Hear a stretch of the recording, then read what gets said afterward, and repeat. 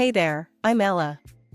I'm a nurse, been one for a good few years now, working my shifts at the city clinic. Not the most glamorous gig, but it pays the bills, and I like helping folks. So, there I was, clipboard in hand, when this guy walks in.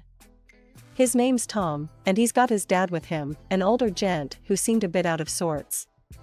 Tom looked all sorts of worried, his eyes scanning the busy waiting room like he was lost. Seeing him like that, I figured he needed a hand. "Hey, can I help you guys?" I called out as I approached them. Tom turned to me with a relieved look. "Oh, thank goodness. We're trying to find Dr. Lewis's office. Dad's got an appointment, and this place is a maze." I smiled, gesturing for them to follow. "You're not wrong there. Come on, I'll take you there." As we walked, his dad, who introduced himself as George, kept quiet, just shuffling along with us. Tom, on the other hand, chatted away. "Dad's been a bit under the weather, and we've been worried." "No worries, you've done the right thing bringing him in. How long has he been feeling off?" I asked, trying to get a sense of how urgent the situation was. "A couple of weeks now. Just hasn't been himself, you know?" I nodded, understanding the anxiety that comes with seeing a parent unwell. "Yeah, I get that. It's tough. But you're doing a great job looking after him." Tom gave a half smile, clearly appreciating the support. "Thanks, Ella. I'm just trying to do my best." By then, we had reached the office, and I opened the door for them. "Here you go. Dr. Lewis will take good care of your dad."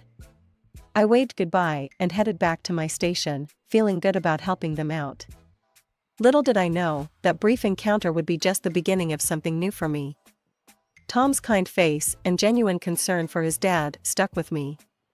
It's not every day you meet someone who genuinely radiates kindness. Back at the nurse's station, my colleague Jess nudged me. "Looked like you just made a new friend." "Focus on your work, Jess," I teased, but I couldn't help the smile that lingered on my face as I thought about Tom's kind eyes and easy smile. It turned out, that wasn't the last I'd see of Tom. He'd pop in now and then, sometimes with his dad, sometimes with questions, or even just to say hi. Each visit, our chats got longer, laughter a bit louder, and I found myself looking forward to those unexpected moments. Months rolled by since that first help I gave Tom and his dad at the clinic. Who knew that a simple gesture would spark something that felt a bit like those cheesy romance tales? But here we were, Tom and I, finding excuses to meet up for coffee, turning those short visits into long evenings filled with chatter and laughter. One chilly evening, as we sat in our usual spot at the corner cafe, wrapped up in our warmest jackets, Tom's face got all serious, a look I wasn't used to. "Ella, there's something I've been wanting to ask you," he started, fiddling with his coffee cup. I raised an eyebrow, curious and a bit anxious. "I was wondering, what do you think about us, making this official? Like, actually dating?" I couldn't help but laugh, not at him, but at the sheer relief washing over me. "Tom, I thought you'd never ask. I'd like that, a lot." Tom's folks owned a small laundry business, something they were mighty proud of. It was their life's work, right next to their home. One Sunday, Tom invited me over for dinner to meet his parents, Nancy and George. The nerves hit me like a truck. Meeting the parents was a big deal, especially when your boyfriend had described his mom as particular and his dad as old school.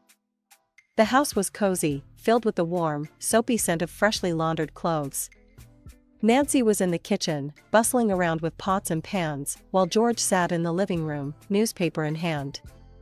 "Mom, this is Ella," Tom introduced me as we stepped into the kitchen. Nancy eyed me up and down, a hard-to-read expression on her face. "Nice to meet you, Ella. Tom tells us you're a nurse?" "That's right, Mrs. Johnson. At the city clinic," I replied, offering a smile, hoping to break through her stern exterior.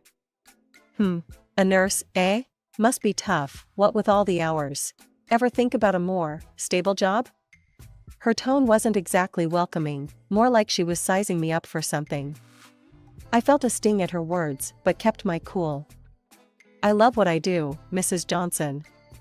It's rewarding, and I manage the hours just fine." Dinner was a mix of awkward silences and tough questions from Nancy. George mostly stayed quiet, occasionally throwing in a word or two, mostly about the laundry business. It was clear they were proud of their work, and they hinted more than once how they hoped Tom would take over soon. Ella, our laundry is a family business. Tom here has been a part of it since he was a boy. We'd love for him to run it full-time. Maybe you could join him, make it a real family affair, George said, passing the mashed potatoes. Tom quickly jumped in, seeing my discomfort. Dad, Ella's got her career, and she's really good at it. We're just taking things as they come, right? I nodded, grateful for his support, but the message was clear. They wanted their son tied to home, and maybe they expected the same from me. As we left that night, Tom apologized for his mom's hard edge. She's protective, you know? But she'll come around, I hope. I squeezed his hand, unsure of what the future held but certain about one thing: I wasn't ready to give up my scrubs for a laundry apron, not for anyone. We decided on a small wedding, nothing fancy, just close friends and family. One crisp Saturday morning, as we planned our modest reception, Tom's phone rang. He looked at it, frowned, and stepped out to take the call. When he came back, his face was ashen. My dad, he's had a stroke. We need to go, now. The wedding plans got shoved to the back burner as we rushed to the hospital. The next few days were a blur of doctors, waiting rooms, and coffee that tasted like burnt tar. Tom was a wreck, and I did my best to support him, putting on a brave face while my heart ached for him. George didn't make it. The funeral was a week later, a somber affair with too many people saying how he was in a better place.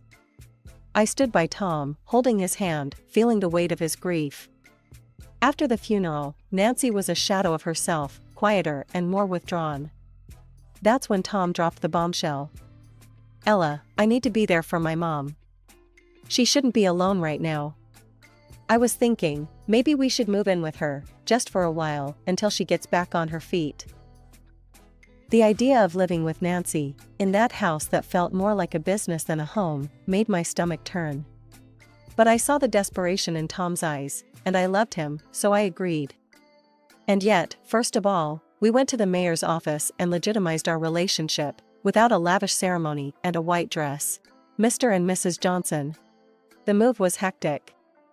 Between packing up our stuff and trying to comfort a grieving mother-in-law, I barely had time to process my own feelings. Nancy wasn't exactly warm, it was her house, and she made sure we knew it. Ella, make sure those boxes go in the storage room. We need to keep the hallway clear, she instructed the day we moved our last suitcase in. Of course, Nancy.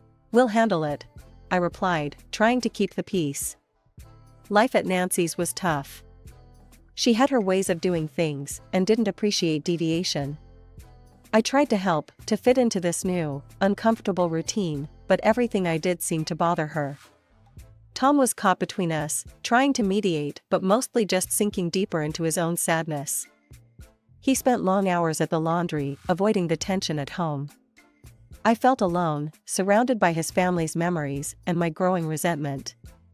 Ella, why are you still working at that clinic? You should focus on helping here, with the family business, Nancy said one night as we cleared the dinner table. Nancy, I like my job. It's important to me, I responded, the fatigue and frustration making my voice sharper than I intended. She sighed, a long, drawn-out sound of disappointment. I just don't see why you'd choose that over family.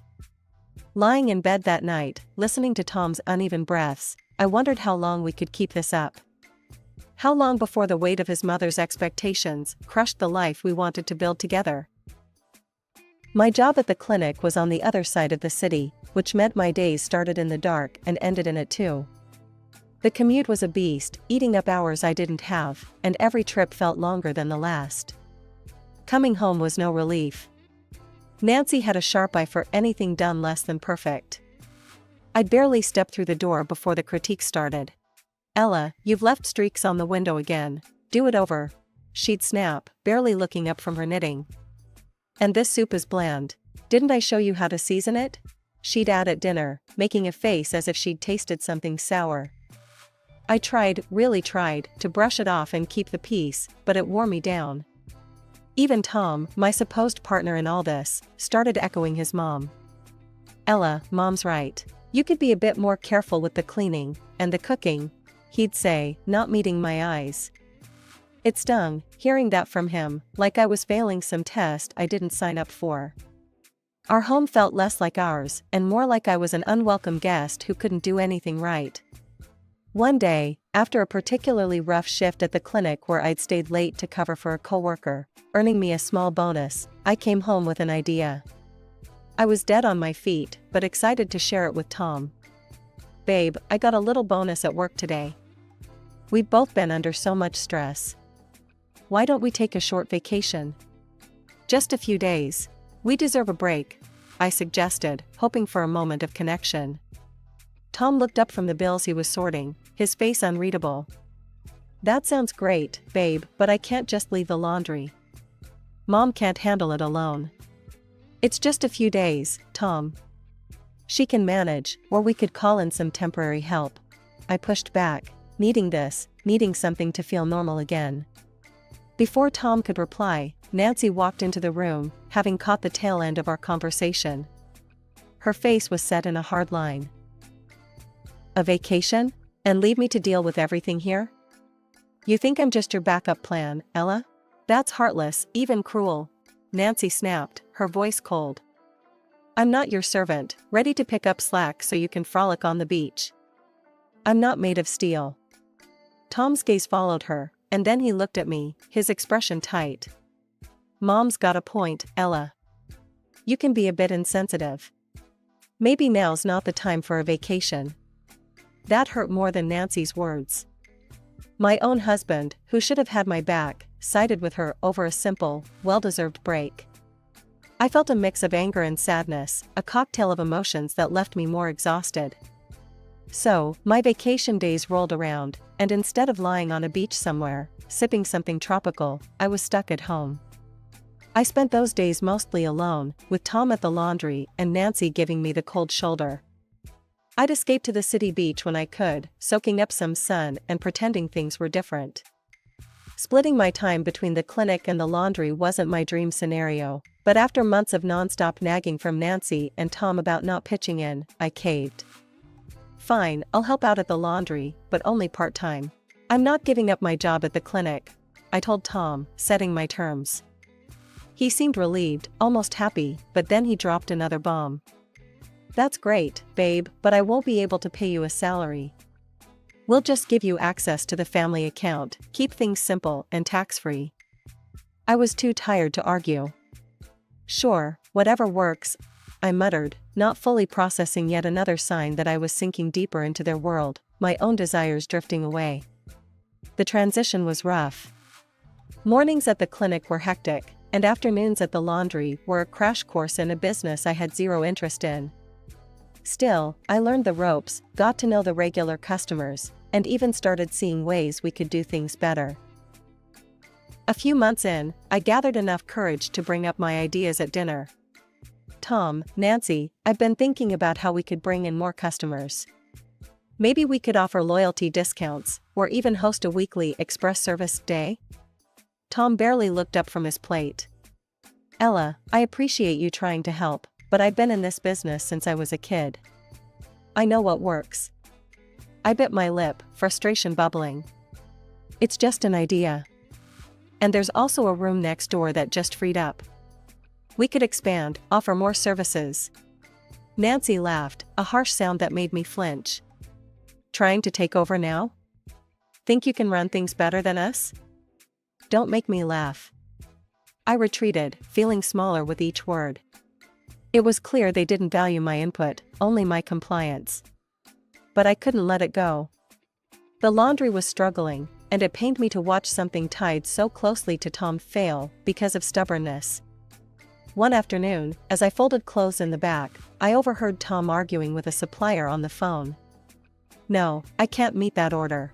We're not pulling enough profit this quarter, he said, frustration evident in his tone. I waited for him to hang up, then approached cautiously. Tom, if we're struggling with profits, why not reconsider some of my suggestions? They could really help. He sighed, rubbing his forehead. Ella, I said no. This is how we've always done it. It's not about new ideas, it's about tradition, about keeping things the way my dad ran them. I stepped back, realizing this battle was lost before it even began. Day by day, I watched the laundry's profits dip, our arguments become more frequent, and the distance between us grow. It was my birthday, a day I hoped would be a small bright spot in the dreary grind of the past months. I left a note for Tom on the kitchen table early in the morning, telling him I'd be out until noon. I wanted some time for myself, to just breathe and maybe feel a bit special. I spent the morning downtown, picking out a beautiful new dress and then treating myself to a full makeover at the beauty salon, hair, nails, the works. It felt indulgent, spending money and time on myself like that, but it was my day, and I was determined to enjoy it. However, the moment I stepped back into the house, bags in hand and feeling lighter than I had in weeks, the atmosphere shifted. I was met with a storm. "Where the hell have you been?" Tom barked the second I closed the door. Next to him, Nancy stood with her arms crossed, her expression thunderous. "I left a note," I stammered, confused by their anger. "I was out for my birthday, remember?" "Birthday?" Tom scoffed, and Nancy snorted. "A lot of good that does us. You left the laundry unattended, and there was no breakfast prepared. You think today's somehow different?" Nancy accused, stepping closer. Her voice was sharp, each word a knife. Stunned, I felt my heart sink. "But it's just one morning. One morning out of the entire year," I said, my voice barely a whisper now, hurt flashing through me. Nancy's lips curled in disdain. "I don't care about your birthday. You're just lazy and stupid, thinking only about yourself. You don't even do a good job as a housekeeper." I looked to Tom, searching his face for any sign of support, any hint of the man I'd married. "Tom, you don't believe that, do you? Tell me you don't agree with her." He met my gaze, his eyes cold and distant. "She's right, Ella. Maybe you don't fit in here after all. I don't need this chaos." That was it. The last straw. My whole body trembled with the force of my decision. "I want a divorce, Tom." Nancy clapped her hands, her voice rising in excitement. "Finally, we'll be rid of you, you stupid, arrogant freeloader. And you'll pay us back for letting you live here for 3 years. We've wasted enough on you." I laughed, a bitter sound that echoed in the tense air. "Oh, I'll pay you? Funny, I was thinking you owe me for all the unpaid labor. For every holiday, every sick day I never took. That's what you'll be paying me." Nancy's face fell, her mouth snapping shut. I didn't wait for another word. I marched upstairs, pulled out my suitcases, and started packing. Clothes, a few personal items, anything I could call mine. Within an hour, I was ready. Suitcase in hand, I walked out of that house. I didn't look back, not at the home I had tried to make mine, not at the life I thought I wanted. I moved into a small rented apartment, a place that was mine alone, no judgments, no snide remarks, just quiet and peace. For the first couple of days, I wallowed in my grief. But as I sat there in the silence of my new space, something shifted inside me. I was done crying. It was time to show them they were wrong, to prove that I could stand on my own. Fired up, I filed for divorce, laying out my case for the unpaid labor and the emotional turmoil they'd put me through. I also took a 3-month unpaid leave from the clinic. I needed this time, not just to heal but to set up my own venture, something that would hit Tom and Nancy where it hurt, their business. I remembered the vacant room next to their laundry, the same one I had suggested they expand into. It was a stroke of irony, or maybe fate, that it was still empty. With my savings, I signed the lease. The place was a mess, but I saw its potential. The renovations were tough, and every decision from paint colors to plumbing fixtures felt monumental. But I poured my heart into every detail. "This has to be perfect," I told the contractor, pointing out exactly where I wanted the new washers and dryers. Top of the line, everything. Once the place was shaped up, I moved on to the supplies and equipment, choosing only the best. Safety and quality were my top priorities. I installed video surveillance and high security locks, ensuring that my customers would never have to worry about their belongings. With the logistics in place, I focused on the customer experience. I set up a small coffee machine offering free coffee, created a cozy corner for kids, and even installed a couple of slot machines to keep clients entertained while they waited. Every detail was designed to make my laundry not just a necessity but a pleasant part of my customers' day. Opening day was a mix of nerves and excitement. People were curious, of course. Some came in just to see the new place, others out of loyalty to Tom and Nancy. But once they experienced the difference, word started to spread. I made it a point to meet every client, to ask about their day, to ensure they were satisfied with our service. "Thanks for choosing us," I'd say with a smile. "Let us know if there's anything else we can do for you." Slowly, word started spreading. Positive reviews popped up online, praising the clean facilities, friendly service, and innovative touches. More and more people began choosing my laundry over Tom's. One busy afternoon, as I refilled the coffee machine, a regular customer, Mrs. Henderson, approached me. "Ella, dear, I must say, your place is a breath of fresh air. I told all my friends about it." I smiled, handing her a cup. "Thank you, Mrs. Henderson. That means a lot to me. I'm glad you enjoy coming here." The popularity of my laundry grew, and with it, so did my confidence. I had created something out of nothing, turned pain into success. The satisfaction wasn't just in the profits or the praise, it was in proving that I could thrive, that I could make something better, all on my own. It was a busy Tuesday afternoon when they walked in, Nancy and Tom, looking like a storm brewing on the horizon. I was behind the counter, sorting through orders, but I straightened up the moment I saw them. My heart skipped, not out of fear, but readiness. I had prepared for this moment, although I hoped it would never come. Nancy wasted no time, her voice loud enough to turn heads. "You've ruined us, Ella. Stolen our customers with your underhanded tactics." Tom stood behind her, his expression hard to read. He looked tired, older than I remembered. "I haven't stolen anything. People choose where they want to go. I just provided a better option," I responded, my hand subtly pressing the button under the counter that alerted my security team. "This is all low, even for you," Nancy continued, her finger jabbing in the air towards me. "Making us bankrupt, you think you're clever?" I sighed, shaking my head. "I think I'm fair. I offered ideas, remember? You both pushed me out, laughed at my suggestions.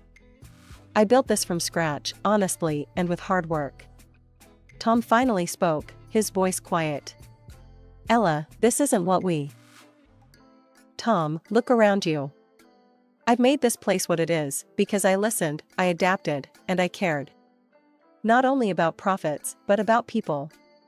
Nancy's face was red, her anger palpable. "You think you're better than us, that you can just replace us?" "No, Nancy. I just chose not to settle for mediocrity," I replied, pulling up reviews on my phone and pushing it across the counter towards them. "Read these. Customers didn't leave because of me. They left because of dirty rooms, rude service, and poor quality. They left because you refused to change." She glanced at the screen, then looked away, her mouth tightening. "And now," she hissed, turning her wrath back to Tom, "you've let her destroy everything your father built." Tom's face crumpled, and for a moment, I felt a pang of old affection, quickly smothered by years of strain. Nancy turned back to me, desperation in her voice. "Give him a job, then. Take him on here. We're drowning in debt. We're going to close down." I looked at Tom, seeing the man I once loved, the man who sided with his mother against me when I needed him most. "I'm sorry, Tom. I'm running a business, not a charity. Please leave my property, or I will have to call the police." They left, Nancy muttering under her breath, Tom silent. Watching them go, I felt a chapter close, one filled with hard lessons and tougher resolutions. Since then, my laundry continued to thrive. Word of mouth and positive online reviews kept new customers coming. I eventually decided to leave the clinic altogether, pouring my heart into this venture that had started as a challenge and turned into my passion.